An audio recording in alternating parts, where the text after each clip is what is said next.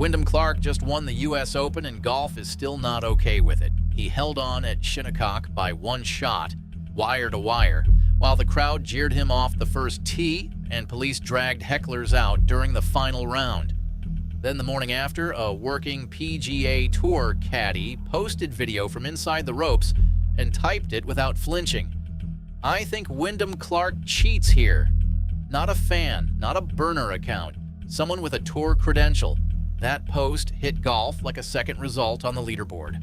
And it erupted, because Clark has been here before, 4 times since 2024, cleared every single time, and every clearance made the noise louder, not quieter. This is where it gets interesting. Scottie Scheffler, standing 6 shots back on that same Sunday, turning 30, needing this title to complete the career Grand Slam, has spent over a year building a very specific case against this USGA driver testing he called halfway. A rollback meeting where he was reportedly the loudest voice in the room. His word for the way this organization operates has not been polite. He is disgusted, and honestly, after this week, a lot of golf fans are right there with him. Subscribe. Tell me in the comments which part of this story you cannot get past. Now let's connect the dots properly. Here is what the broadcast did not spend enough time on. Wyndham Clark shot a 64 in the opening round at Shinnecock Hills, the lowest first round ever recorded at that course in US Open history. He followed it with a 69 and a 70. His 54-hole total of 7 under par was the lowest anyone had ever posted through 3 rounds at Shinnecock. On paper, the championship was over before Sunday even started. Clark had built the kind of lead that does not collapse. 6 shots going into the final round, the deepest field in professional golf staring up at him, and a course that punishes aggression hard enough to keep anyone from making a run. That was the version of this story the scoreboard told. The crowd at Shinnecock Hills told a completely different one. Clark walked onto the first tee Sunday afternoon, and what he heard was not applause. The jeers started before he even addressed his ball. Fans were removed by police during the back 9, not for being rowdy in a general sense, but for comments directed specifically at Clark while he was trying to win a major championship. Brandel Chambly, who has watched professional golf for decades and said plenty of sharp things about plenty of players, called it the worst treatment he had ever seen a competitor receive at a major. Clark's caddy, Dave Pellicudis, had a strategy for it. He told Clark to treat every jeer as confirmation that he was doing something right. Clark's sports psychologist, Julie Ellion, described what he had built mentally over the previous 12 months as a kind of deliberate rewiring. Her exact word was that he had brainwashed himself into a place of focus that outside noise could not reach. When Clark walked toward the Shinnecock clubhouse with the trophy, a couple of New York voices actually cheered him. He noted it. He said New York did not really like him. The understatement of the week, none of that hostility arrived without a reason. To understand why a Long Island crowd was actively rooting against the tournament leader, you have to go back to Oakmont in 2025. Clark missed the cut at last year's US Open. Somewhere inside the locker room at Oakmont Country Club, a building that has stood since 1903, Clark smashed 2 lockers. Photos surfaced that weekend. The images spread fast. A senior USGA official said privately that he would have banned Clark from the following year's championship. Clark himself later admitted that in that moment he felt his career, his world ranking, and his reputation all deteriorating at once. He described it as one of the darkest periods of his life. That context is important. It is also only half the reason the crowd treated him the way they did. The other half has been building since Bay Hill in March of 2024. Clark was in the third to last group at the Arnold Palmer Invitational, playing alongside Scottie Scheffler, when his tee shot on the 18th found thick rough, close to the water. He went in with a heavy wedge, placing it behind the ball multiple times with force. The ball appeared to move. Under the rules of golf, if a ball moves when a player is addressing it, that is a one-shot penalty, and the ball returns to its original position. Tour rules officials reviewed the footage and decided the ball had only wobbled before returning to its original spot. No penalty. Chambly disagreed publicly and directly. He said he saw the ball move live before he ever saw the slow-motion replay, and that no video evidence was going to change what he witnessed in real time. Clark said he had no idea any of this was happening until he was told in the scoring tent. He said he was not trying to improve his lie. He also said something that did not get enough attention at the time, that his caddy had already reminded him the cameras were on them more now, and that every small action would be magnified. That is a notable thing for a caddy to say. It suggests an awareness that how things look matters almost as much as whether a rule was technically broken. That was incident 1.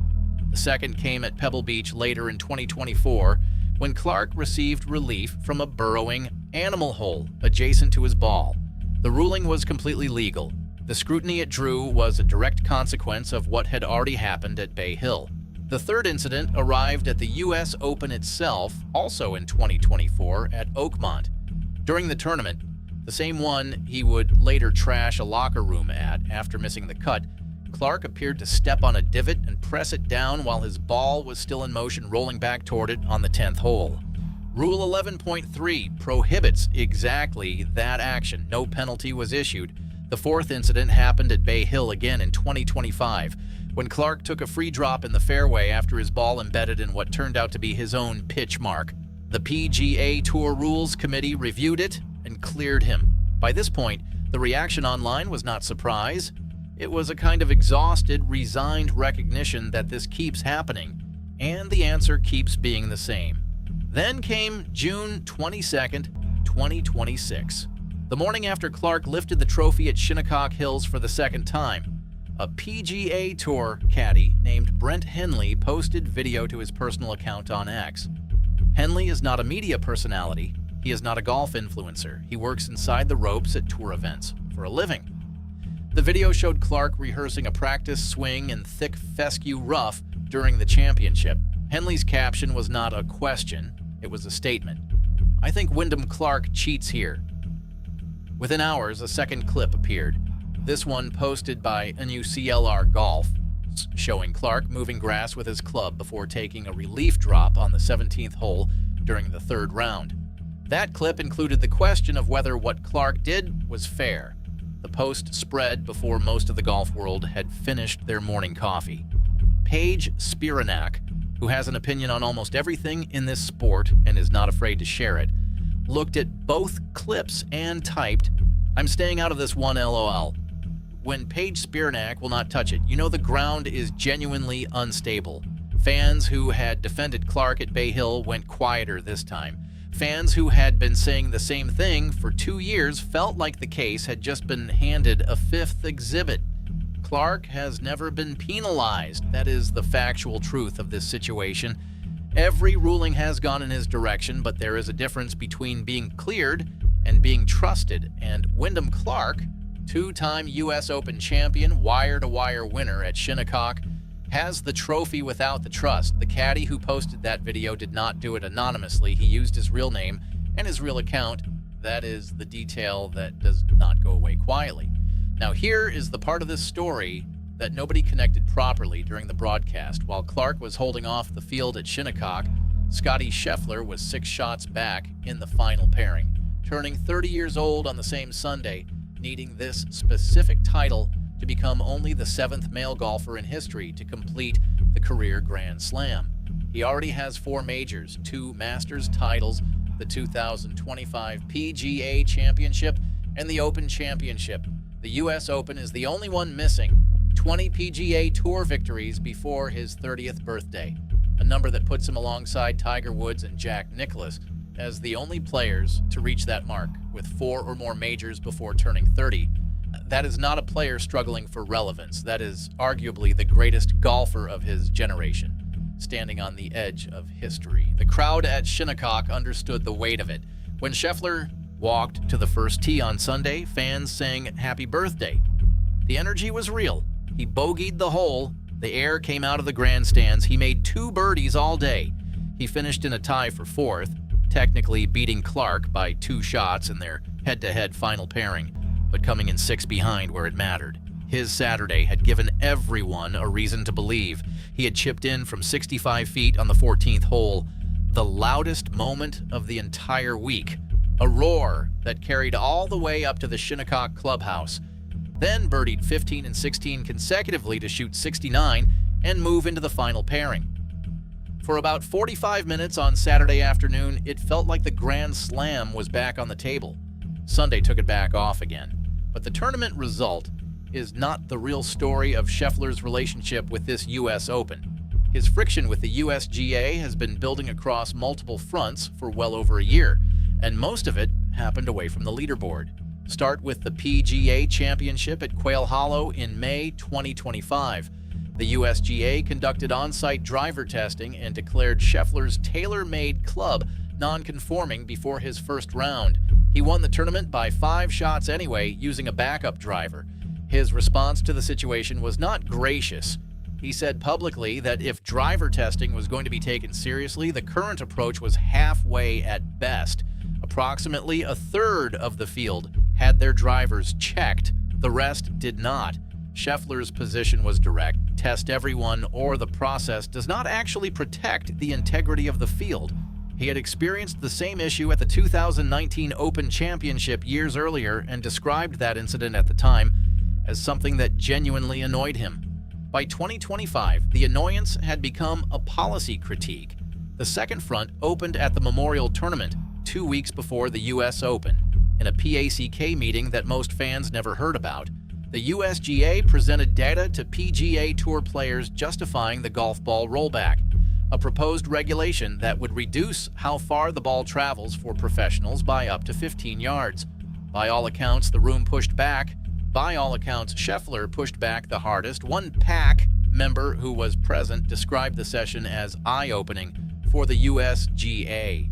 Whether the meeting directly influenced what happened next is a matter of interpretation, but the timeline is not ambiguous. Within weeks of that meeting, the USGA announced it was delaying the rollback from a staged rollout beginning in 2028 to a single implementation date in 2030. The organization that had spent years building the case for this regulation kicked it down the road again, right after the world number one told them in a room that their data did not justify the approach they were taking. Scheffler's public position on the rollback was measured but pointed. He said he agreed with some of the principles, that power had become too heavily rewarded in professional golf, and that course design had not kept pace with how far players were hitting the ball. But he argued the rollback as structured would hit different players differently, with some barely affected and others losing 15 to 20 yards, a disparity that creates competitive imbalance rather than resolving it. Jack Nicklaus had called the rollback throwing a deck chair off the Titanic. Scheffler's position was not far from that, even if his language was more careful. What you are looking at across both stories is the same organization at the center of everything. The USGA runs the U.S. Open. The USGA conducts driver conformity testing. The USGA sets the ball regulations. The USGA's rules officials have cleared Wyndham Clark 4 times in 4 separate incidents. And the USGA just watched Scheffler finish 4th at Shinnecock on his birthday, one major short of history, while the player their officials keep signing off on walked away with the trophy and a 5th controversy before the weekend was over. Clark may not be a cheater. The evidence that exists does not prove that he is. Every ruling has been reviewed, and every review has gone in his favor, but a PGA Tour caddy used his real name on a public platform the morning after the championship and said he thought Clark cheated. That is not a hot take generated by an algorithm. That is a person inside the sport with nothing obvious to gain, deciding the moment was worth the risk of saying it out loud. And Scheffler, who has been the loudest professional voice challenging this governing body for over a year, went home without the one title that would have made the argument about his greatness completely unanswerable. The tea here is not just warm. It has been sitting on the stove for 2 years. This week, it finally boiled over.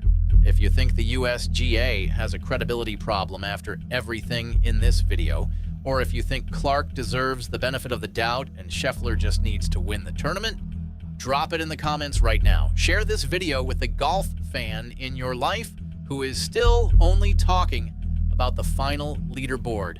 They are missing the actual story. Subscribe if you are not already here, because this channel is where the full picture lives